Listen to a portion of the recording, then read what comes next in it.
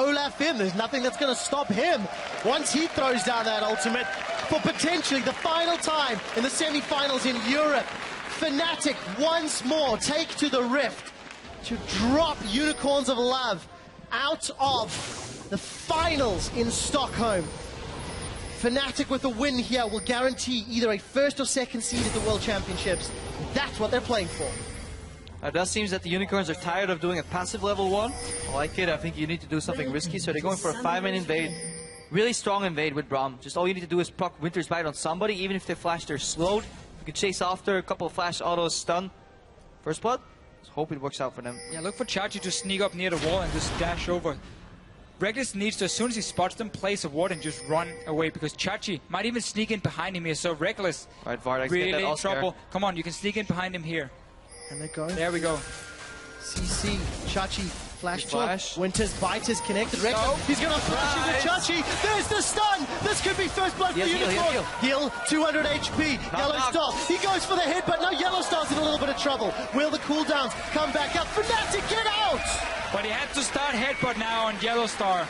But he's the one still. Could have started pulverized too. Could honestly, yeah, just knocked him up here. Was probably afraid of a potential flash coming in, even though Power People had already used it. But smart little level 1 from Unicorns of Love, trying to surprise Fnatic. And still, let's look at this Kale pick, because Power People is going to build Runeglaive again, despite some of the changes coming to it. So he's going to go for Runeglaive.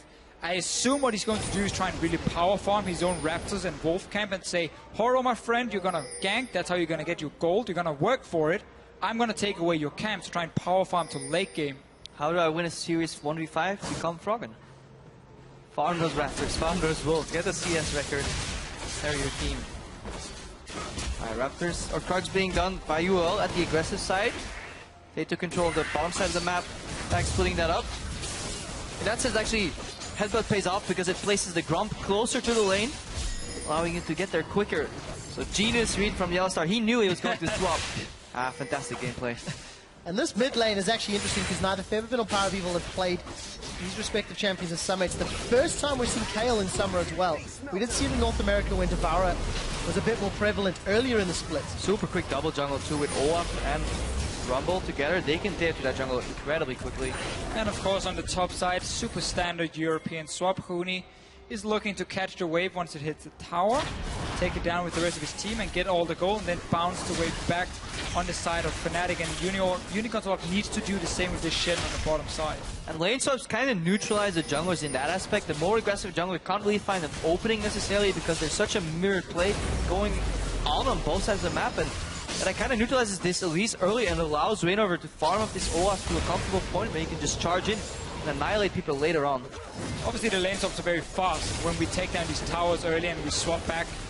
Sometimes to standard lane, sometimes we keep the swap going, but we just have the top laners on, obviously one in the bottom lane, one for top lane pushing in. You try and go for the second tower, then a potential TP. That's why how fast you can take down this tower can matter. Just 5-10 seconds can be enough for Fnatic to set up a dive later on the bottom side. We need to follow how fast they can take down the towers though. It looks like Fnatic's going to get that tower first, Officio, and this is the first lane swap we've seen all series. You can actually see the goal differences on average at 10 minutes in standard lanes and lane swaps. That is a very big difference between Fnatic and the Unicorns of Love. We'll see if that trend holds through in 6 minutes' time. Reignover, once we get the first kill, did not connect with that first undertow, I believe, and that means Power Evil got away. That was a ghost used by Reignover, however, so he actually threw a summon on that guy. Power Evil didn't really care too much. Still comfortably farming that mid lane. Now I have to watch Horo. Where is he going to find his opening? Oh, Unicorns of Love decided not to bounce the wave down here. First of all, they shared the tower gold. Oh, they actually and now they're pushing the wave down to Rector so he can catch the wave. You now have two lanes where waves are slow pushing down towards Fnatic. So you have to decide and say, where do you want to go and shove it back into the tower?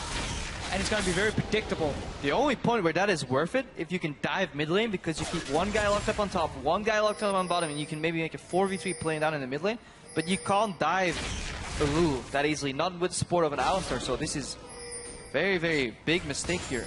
And what can happen now is that Unicorns say, okay, let's shove in this wave up top here. We need that wave to reset at the tier 1 tower, so there's a lane for Chachi to farm, because he's on his Shen, he needs farm to be effective. He needs to hit level 6 fairly early Huni needs to know this is going to happen, so he backs away. If anyone shows from Unicorns on the bottom side, if Chachi TP's down to catch the wave, look for Huni to follow him and just 4-man dive him. Yeah, but Huni can't follow if he dies. He should not be walking in here. Taunt, Winter's Bite, stun, flash away. Huni's going to give up a kill.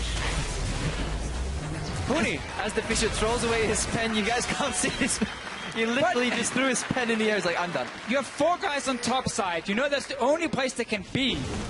Why are you walking into your own jungle? He's just confirming his suspicions. Are they here trying to kill me? Yes, they are. Guaranteeing the tower. It's next level play. I bait you to kill me and I give my team their second tower of the game. No? Even though we're trading towers. Yeah, okay. Big mistake though from Huni. Honestly, the second time this series, he is not respecting a numbers disadvantage at his part of the map. Earlier in game 2, he was overextending when Fnatic was going for a 4-man play on the bot lane. This time they're doing pretty much a mirrored play. 3-man on the bot lane. Could have punished that play from Unicorns as well pretty hard, but they find a pick. That's honestly what they were looking for. Yeah, and very key for them. So we trade towers. That's going to boost up, obviously, the Kayle up in the top lane. Bring this, once again, bouncing the way back. So this Kayle in the top lane, so in the mid lane. What Power Weaver is also going to look to do is, with this Skirmisher Saber, he's going to be a split-pushing threat. So you have the Shen in one lane, you have the Kayle in the other lane, who is fantastic in the one-on-ones. Once you get a few levels, you can go for Nash's Tooth, second item, and then Fnatic is going to be split up. They shine together as a group, where you can speed up the Olaf, you can get the engages. 1-3-1 setup for Unicorns might not be a bad idea. A fair amount of AoE on the side of Fnatic, so that single target intervention may be less valuable if everybody is grouped together. We do see 2 towers bound both top and bottom. UOL with a small gold lead. So the wave was bounced backwards, so Reckless can comfortably found out his own. This freed up Yellowstar, and he's just lurking in the top lane behind Huni. He's waiting for a potential return pick from the Unicorns, trying to punish that. They're not really biting, so now they're moving out together. She obviously sees this coming. Rainover is coming too, so this is a 3 against 2. Teleport extra available from any mid laner of the sorts. Unicorn survive. So Fnatic expending more members for the same play, for the same benefit. So this should open up 1 extra guy, and that should be Hillsang right here. Get some deep vision, but Fevin's kind of blocking in regard. Doesn't really care too much about the lure. So we'll get a few deep wards in, also timed well with Vardex pushing up the lane. Man, Fibman, can you be more annoying? Well, can he get an extra charge out of that side stone? And Hillsang picked up. Fnatic have not backed away from their numbers up top, but at least pushed the wave into the tower. Try to reset that lane a little. May even be able to get their hands on this red buff. Horror realizes it's at a numbers disadvantage. PoE could be there quicker though, if they choose to fight. 3 guys though on the side of Fnatic up on the top here. So it's both teams to kind of swap the map around. Vardex had to shove out the bot lane, so it's good for him that Hillsang could provide deep vision, make sure he could safely do it. And Fnatic doing exactly the same, just Huni on that side. So Reckless will get a small CS lead because he had extra minions coming down. Rest is even on the map. Thorn's going to try to get themselves back into lane short. They stole away the red buff, because of course they knew the numbers were up top for Fnatic. So the trade of that second spawn. It's been closer to 10 minutes. It's Unicorns with a marginal lead over Fnatic. Not punishing Reckless at all, though. They have the Stand United to potentially back him up and follow Huni to that bot lane. Reckless is getting free reign on this wave, even 2 against 1, so Unicorn's not really pressuring at all with his Brown Evolution aggressive combination. Lane swap going to limit some of their options. We do see that Power of Evil has already completed the Devourer on his mid lane. I'd like to track the stacks on that and see how efficiently he can farm it up, because obviously going to have slightly less jungle camps. Right. Good little adaptation for him. We called out the Runeblade before, of course, Devour on him. So just looking again to power farm up on it and become this auto-attacking monster basically on the Kayle. Runeblade wouldn't have been that effective when it comes to applying proper consistent damage. So quite like that from Power Weaver, but still it's extremely it's slow scaling for him once he has to sit here, shove up his own wave and try and go in and take jungle camps over and over. Reckless, he's in trouble. Does have flash, does have heal, on the hunt thrown down. The only cooldown actually decides to even consider to re-engage. Oro's got caught out. He's going to drop down onto Yellowstar. Stand United now begins to channel. There's no Glacial Fissure for Hillsang because he's only level 4. Boomerang catches onto Horror. Horror has to turn back. Below 100 HP. He gets burned down by Huni. Here comes Power of Evil. Rainover's in trouble. He's getting Righteous Fury down. There's a fight on 2 fronts. Defensive flash from Hillsang. They've ended up trading a 1-for-1, both junglers. Yet again, we see the Shen ultimate, as we both are so eager to talk about this play. Should come down before Horror repels upwards. The second time, Vizichachi is late on that Stand United. If you can just come up with channel, then land down, you just have so much more room to play. That would mean Horror with higher HP could join that fight. He got completely zoned out by the equalizer. Yeah, 1 for 1. Let's see the fight again. Jumping in the jungle. As we mentioned, both top laners going to jump with Lobos and Goro going down early on. Very key for Unicorns. They managed to get the kill over on Power Beevil's side with beautiful ult from Looney. Nowhere to go for Goro. And then Power Beevel gets in and takes 1 kill for himself, which is what really Unicorns are looking for. Just power farm up this KO with the Devour. And see what he can do in the late game. A lot of pressure again on Power Beevel. His Ezreal got fed in the previous match, punishing Fnatic's engages. Fnatic have a very similar team composition. A little bit more safety in that Lulu. Let's see if they can make it count. The first Dragon of the game started at 11 minutes. Fnatic are around, but they may not be able to contest. Even more important, Power Beevel was sitting on 2 stacks of the Devour, 2 large monsters killed. Dragon counts for 5, so he's at 7 right now. So that ramps up Dragon. A lot more important once you have a Devourer on your team. He's just looking to get that fully stacked up. Devour wasn't something that the European LCS really picked up. We saw it a bunch in NA and very, very few times in EU. We'll expand on that as it continues to grow. Rainova. Forced ulti, that's big for team fights. And more deep vision from UOL. I think we have to praise the vision that UOL have been putting down. Even in their heavy losses, they're still getting wards in Fnatic's jungle. Well, unfortunately not making use of it the greatest. UOL going to look their third tower, and oh no, it survives. Fnatic able to get in range and clear those minions. And Reckless on the top lane, he's pushing out on his own. It's his very Fnatic-esque type of style, but they just have to make sure they don't really lose too much in these other lanes. Obviously, Vardex will have a hard time farming in the bot lane because he's matched up by people actually playing against him. Reckless is playing against the world. Yeah, and talking about the farm, Vardex is down 30 CS. That's the total value that both Huni and Chachi have been able to pick up. This lane swap and the movements and the back and forth has hurt both of these top laners. So Chachi's not tanky on the Shen yet at all. What happens when both teams are swapping the dual lanes against the top lanes and keep shoving down the waves? They're forcing off the towers. Early on, Huni also with his own death in there in his own jungle. So yeah, top lanes are going to be shut down, but this hurts the Shen more. Yeah. Because now it's so much harder for Chachi to be like a frontline tank and really have an impact on the rest of the map. Yeah, on top of that, obviously, Rumble is a fantastic low-econ top laner that can just work on any amounts of farm, especially in contrast to the Shen. But in addition to that, Fnatic is just a team that plays better around the Fed 80 carry if he's the only guy that's really getting farm, compared to Unicorns as well. The Unicorns as well does not strike me as a team that plays around Vardex. Yet they are grouping around him in the bottom lane. Power Beevel shoving up mid. You can see on the mini-map, all of the Unicorns of Love setting up. Still no ultimate for Hylissang. Yet Unicorns, they're going to engage. It looks like Yellow Star's in a little bit of trouble. He does have Unbreakable Will, and he does put it down. A defensive dash over the wall for Vardex. Here comes Featherfin. The Glitter Lance is connected. Double kill for Reckless. Why? Chachi's all alone in his lane. This is the third time this series. Unicorns go for a play when Teleport or Stand United is available. They initiate and somehow the other team gets there quicker with more members. They're not talking to each other when they're setting up these plays. Very rash, radical, in the moment decision making. Just not working together at all. But even for the Unicorns of Love, you're not really looking to fight right now. Rumble is extremely strong in the mid game. We have as well this Devour Kale who's looking to farm up and stack up that Devour by getting these big buffs here, by getting dragons. So taking these fights here for Unicorns, they're more looking just for the deep vision and then back out. But Fnatic has enough mobility to just start a fight, and then the communication needs to be there for Unicorns to be like instantly, okay, Shen ulti needs to happen now. Not in 5 seconds, right now. And that speaks to some big shot calling issues. That's why they brought in Horror as well.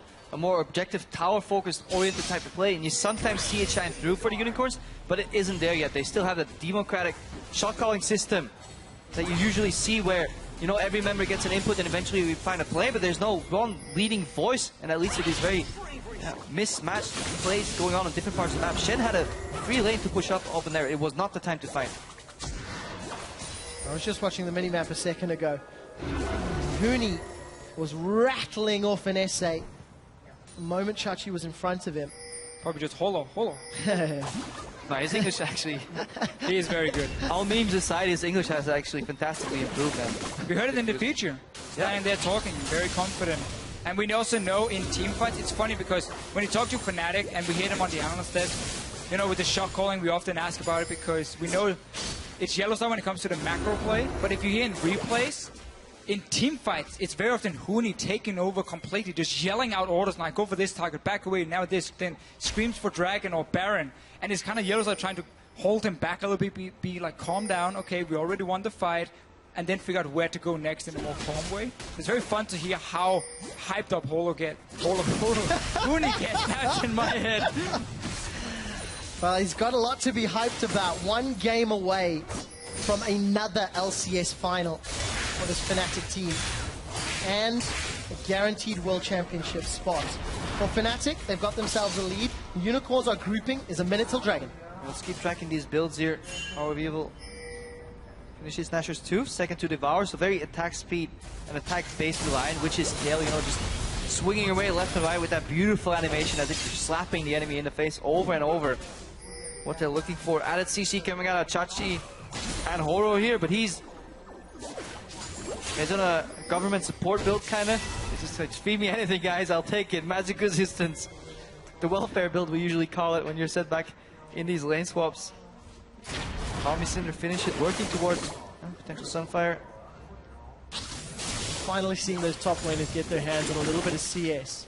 But we've not seen a tower fall in quite a while. Both top lane and bottom lane have been affected, but Feathervin has been able to hold off Power of Evil despite losing a lot of hit points on that mid-outer turret. Yeah, you do learn to appreciate the value of a single CS once you play that lane swap as a top laner. You're used to getting 100, 200 CS all the time, but once you find yourself starved, your appreciation for that 25 gold of a creep does go up immensely.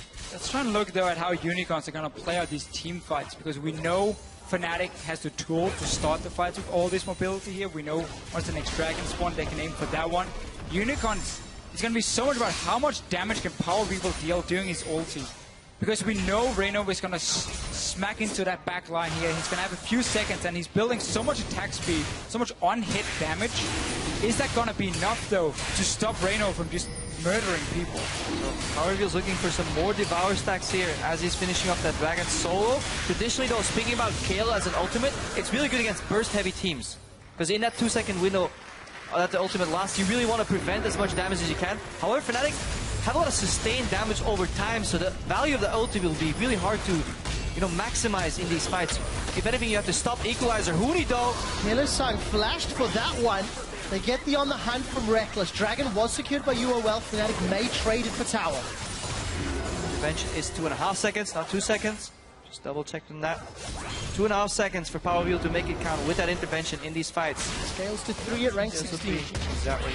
So, tower going down for Fnatic, 3 towers to 2, they have the goal lead, pushing up for next. They're basically telling Unicorn, you have to fight us if you want to stop us. Your wave clear is the calling from Vardax, and then Power Weaver getting close enough to sit and auto-attack these minions. That is not reliable wave clear.